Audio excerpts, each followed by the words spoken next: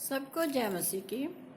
आज हम आपको वचन में सुनाएंगे दाऊद बादशाह के बारे में। आप वचन में पढ़ते हैं कि दाऊद बादशाह को भी परमेश्वर ने चुना। जैसे उसने शाऊल को चुना था, वैसा ही उसने दाऊद बादशाह को चुना। शाऊल के बाद दाऊद का राज अभिषेक हुआ, राज्य उसको मिला। पहले हम आपको यूं ही सुना देते हैं कि जो दाऊद था वो राजा नहीं था। वो कार्य क्या करता था कि अपने पिता की भेड़ बकरियों को चराया करता था, और उसके भाई जो थे वो शाऊल की सेना में कार्य करते थे। और एक बार ऐसा हुआ कि शाऊल राजा के साथ फलस्तीनियों का युद्ध था, और उसके जो भाई थे दाऊद के, वो क्या है, सेना में थे। इसलिए उसके पिता ने कहा कि अपने भाइयों के लिए रोटी ले जा, और वो अपने भाइयों के लिए रोटी लेकर जा रहा है। और आगे क्या देख रहा है कि जो फलस्तीनी है वहाँ का जो सेनापति गोलियत था, वो क्या है, सेना को ललकार रहा है, और लोग उससे डर के क्या है, छुप रहे हैं। कोई युद्ध करने को तैयार नहीं हो रहा था। तो जब ये बात राजा तक पहुंची तो राजा भी क्या है, घबरा गया। तो जब दाऊद ने ये देखा कि ये जो फलस्तीनी है, गोलियत नाम का सेनापति है, सबको डरा रहा है, तो उसने उसके मन में परमेश्वर की ओर से ये बात उठी कि मैं इससे लड़ाई करूंगा। जबकि वो बहुत छोटा था, 12 वर्ष का एक बच्चा था। और ये बात शाऊल राजा के पास पहुंची कि ऐसा है कि वो कहता है कि दाऊद कह रहा है कि मैं उसके साथ जंग करूंगा। और वचन में आप पढ़ सकते हैं, उसने भी देखा कि ये तो एक छोटा बच्चा है, 12 साल का बच्चा है, ये उस ऐसे बड़े दानव जैसा था, वो उसके साथ कैसे जंग लड़ सकता है। लेकिन उसने शाऊल राजा से कहा कि जब मेरी कोई भेड़ बकरी को शेर या चीता खाने के लिए आता है तो मैं उसे क्या है, फाड़ डालता हूँ। कहने का भाव है परमेश्वर ने उसमें इतनी ताकत भरी हुई थी कि उसकी भेड़ बकरी को शेर या चीता भी खाने नहीं पाता था। तो जब उस शाऊल को पता चला तो शाऊल ने कहा, चलो ठीक है, ये कहता है तो ऐसा ही करते हैं। शाऊल ने अपने जो जंग वाले वस्त्र थे वो उसे पहना दिए, और जब दाऊद ने वो वस्त्र पहने तो उससे चला नहीं जा रहा था। आगे चलकर आप पढ़ते हैं, वहाँ लिखा उसने सारे वो वस्त्र क्या है, उतार दिए। और एक उसके पास गोपिया जो गुलेल की तरह हुआ करता था वो था, जिससे क्या वो अपने जानवरों की रक्षा करता था। उसने 5 चिकने पत्थर लिए और अपने पोटली में बांधे, और गोलियत के सामने जाकर खड़ा हो गया। और गोलियत कह रहा है कि आपने इसको भेजा है, मैं कोई कुत्ता हूँ जो ये छड़ी लेकर मुझे भगाने के लिए आ रहा है। तो ऐसा करते करते बहुत वचन में आप पढ़ सकते हैं बातचीत हुई। लेकिन दाऊद ने क्या किया, उसी गोपिये में वो चकना पत्थर डाला और घुमाकर जब मारा तो वो सीधा उसके सिर में घुस गया, माथे में घुस गया, और वो गिर पड़ा।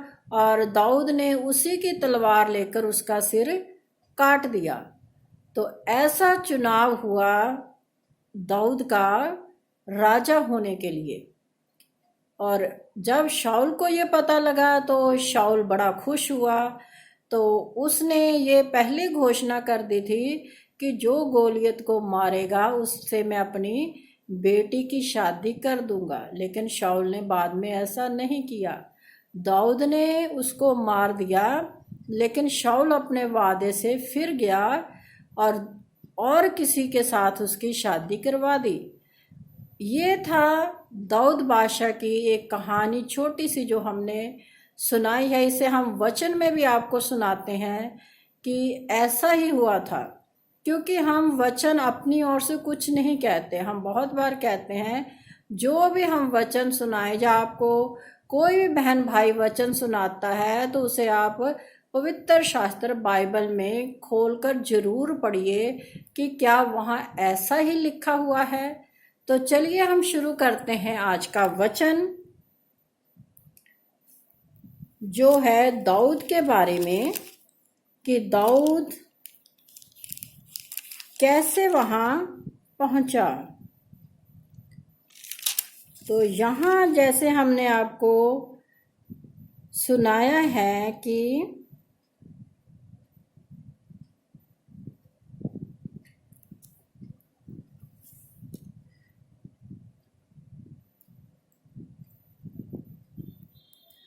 हम आपको वचन में शुरू करके सुना रहे हैं। दाऊद यहूदा के बैतलम के उस एप्राती पुरुष का पुत्र था जिसका नाम यशे था, और उसके 8 पुत्र थे। और वह पुरुष शाऊल के दिनों में बूढ़ा और निर्बल हो गया था। यशे के 3 बड़े पुत्र शाऊल के पीछे होकर लड़ने को गए थे, और उसके 3 पुत्रों के नाम जो लड़ने को गए थे ये थे, अर्थात ज्येष्ठ का नाम अलियाब, दूसरे का नाम अबीनदाम और तीसरे का नाम शमा था। सबसे छोटा दाऊद था, और तीनों बड़े पुत्र शाऊल के पीछे होकर गए थे। और दाऊद बैतलम में अपने पिता की भेड़ बकरियां चराने को शाऊल के पास से आया जाया करता था। तो यहाँ आपने सुना कि दाऊद क्या करता था कि भेड़ बकरियों का चरवाहा था, अपने पिता की भेड़ बकरियों को चराता था।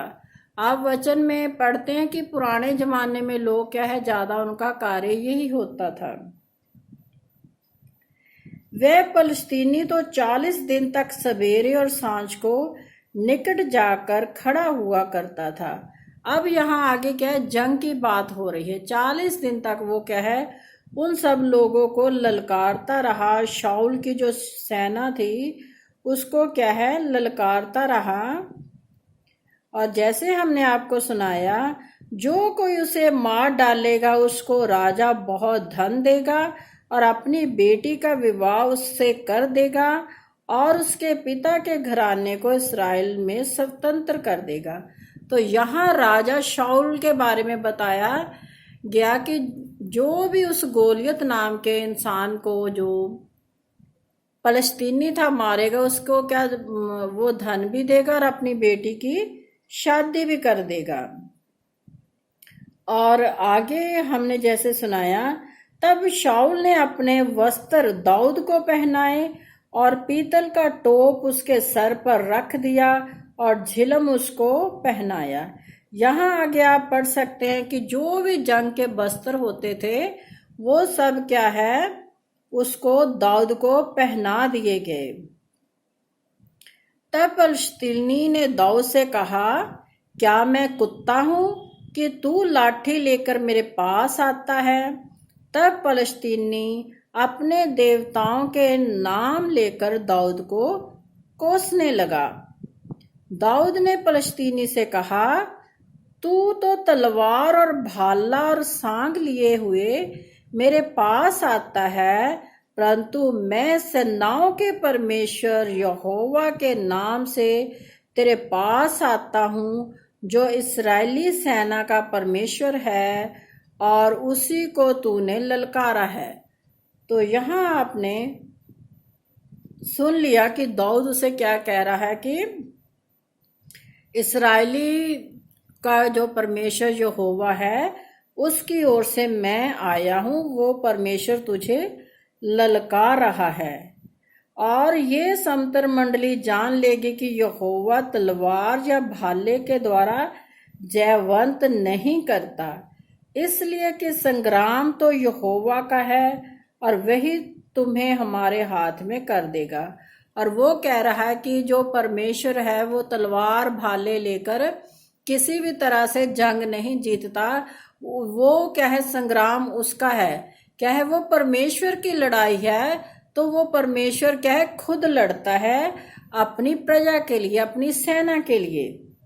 दाऊद उससे क्या है, ये बातचीत कर रहा है जैसे हमने आपको बातचीत सुनाई। फिर दाऊद ने अपनी थैली में हाथ डालकर उसमें से एक पत्थर निकाला और उसे गोफन में रखकर फलिस्तीनी के माथे पर ऐसा मारा कि पत्थर उसके माथे के भीतर घुस गया और वह भूमि पर मुंह के बल गिर पड़ा।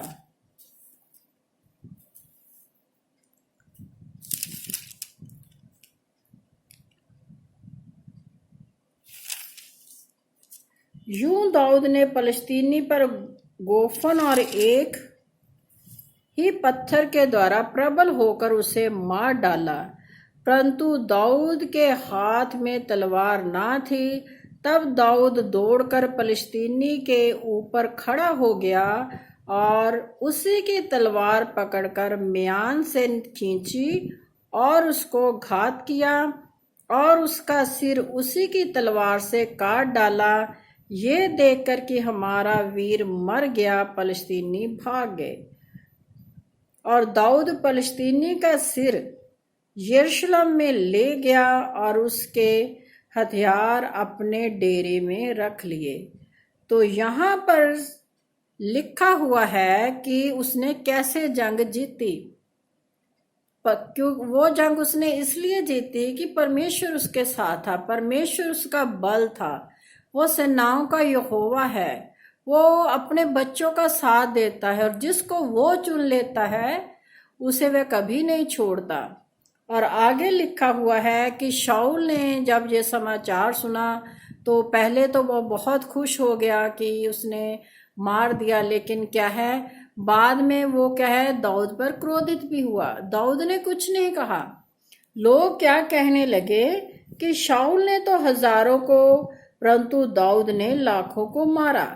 ये नारा लगाने लग गए। उस समय जब वो जंग जीत के आ रहा था तो ये नारा लगाने लग गए, लेकिन उसने मारा तो किसको था, एक को ही था, लेकिन लोग कहने क्या लग गए कि उसने लाखों को मारा। शाऊल ने बहुत जंगें जीती और शाऊल इस बात से चिढ़ गया कि मैंने तो इतनी जंगें जीती परमेश्वर के नाम से और इसने एक ही इंसान को मारा। और लोग क्या कह रहे हैं कि शाऊल ने हजारों को मारा परंतु दाऊद ने लाखों को मारा। इस छोटी सी बात से उसका क्या है, उसे क्या है कि दाऊद के ऊपर बहुत गुस्सा आ गया।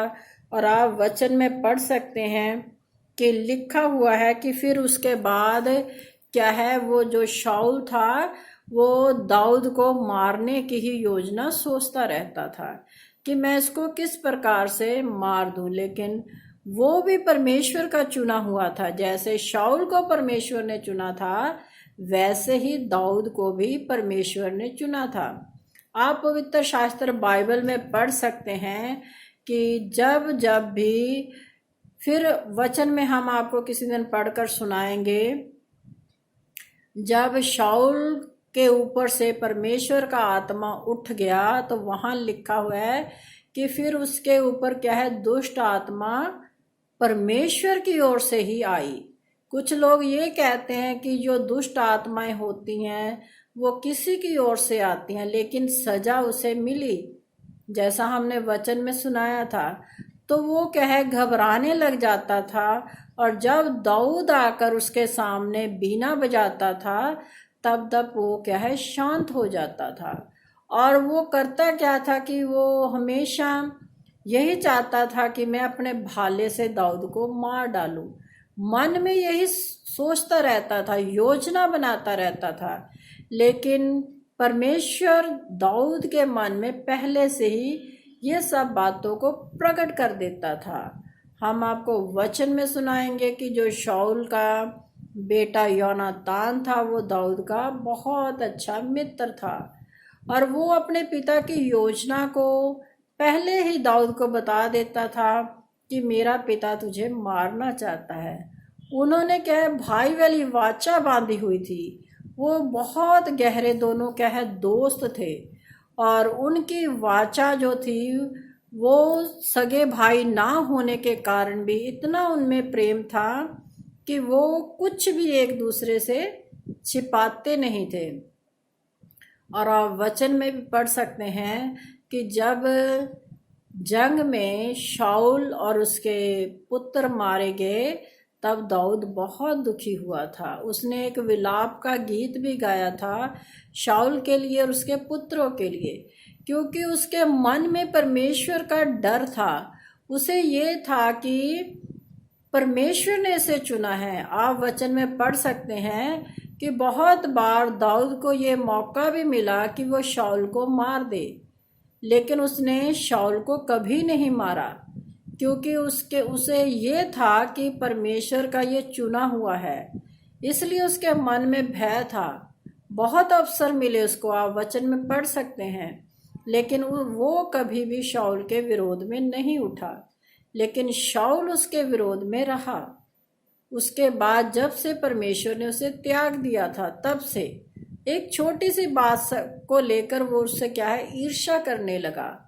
और आप वचन में पढ़ सकते हैं कि दाऊद और योनातान की जो भाईचारा था वो इतना था कि जब वो सारा परिवार मर गया तो उसका एक पुत्र हुआ। वचन में आप पढ़ सकते हैं योनातान का, तो उसको दाऊद ने अपने पास रख लिया था। वो पाँव का क्या है, पिंगला हो चुका था, जैसे कह देते हैं कि उसका पाँव बचपन में टूट गया था। जब जंग हुई थी तो जब उसकी जो दाई थी उसे लेकर भागी, वो गिर पड़ी तो उसके पाँव क्या है, टूट चुके थे, वो पाँव से पंगला हो चुका था।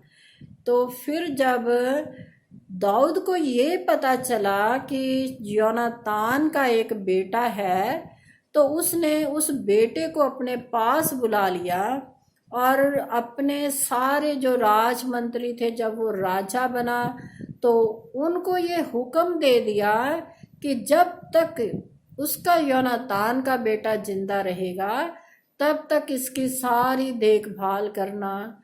और बहुत अच्छी जिंदगी उसने उसको दी, जो एक राजा की होती है। उसके लिए दास दासियां नियुक्त कर दिए, उसको वो महल दिया, वो घर बार दिया। और जब जब भी वो दाऊद खाना खाने बैठता था तब वो उसको अपने पास ही बिठाता था, उसको अपने पास रखता था। और जब जंग के लिए चला जाता तब वो अकेला रहता था, लेकिन जब दाऊद अपने घर में रहता था तब वो उसके बेटे को अपने पास ही रखता था। ऐसा प्रेम था उसका। लेकिन आज हम क्या करते हैं, आज हम किसी से प्रेम नहीं करते। आज तो हम अपने सगे बहन भाई के बच्चों के साथ भी ऐसा प्रेम नहीं रखते जैसा दाऊद ने योनातान के बेटे के साथ किया। हम पुराने लोगों से बातें सुनते हैं कि पुराने ज़माने में के लोग क्या है, एक दूसरे से बहुत प्यार करते थे, एक दूसरे को आदर मान देते थे बहुत ज़्यादा। और सभी लोग क्या है, जो पड़ोस वाले भी थे, वो एक परिवार की तरह ही रहते थे, उनमें लड़ाई झगड़े नहीं होते थे। सब लोग एक दूसरे के बेटे बेटियों को अपना ही बेटे बेटियां मानते थे।